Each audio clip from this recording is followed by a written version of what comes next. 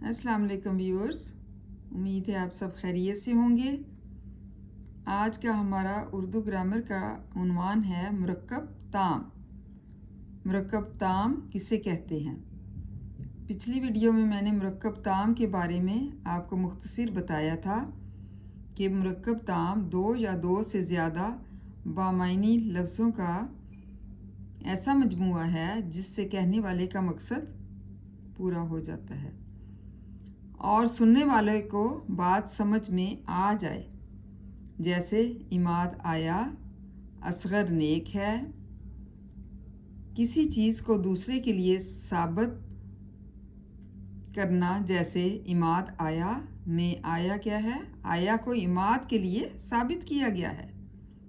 जैसे साबित किया जाए मुस्नद, और जिसके लिए साबित किया जाए वो मुस्नद अलैह कहलाता है।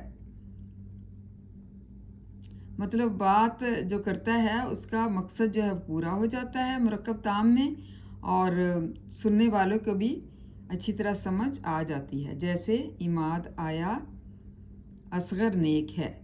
किसी चीज़ को दूसरे के लिए साबित करना, जैसे इमाद आया में आया को इमाद के लिए साबित किया गया है। जिसे साबित किया जाए उसे मुस्नद, और जिसके लिए साबित किया जाए उसे मुस्नद अलैह कहते हैं। मिसाल के तौर पर असगर नेक है, इस जुमले में नेक मसनद और असगर मसनद अलैह है। मसनद इसम और फ़ेल हो सकता है, लेकिन मसनद अलैह हमेशा इसम होता है।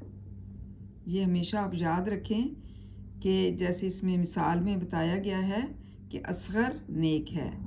इस जुमले में नेक क्या है? मुस्नद है, और असगर क्या है? मसनद अलैह।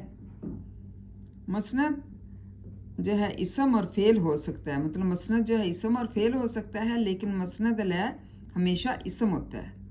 हमेशा ये जहन में बात याद रखें कि मसनद अलैह हमेशा इसम होता है। उम्मीद है आपको मुरक्कब ताम की समझ आ गई होगी। थैंक यू एंड जज़ाकल्लाह खैर।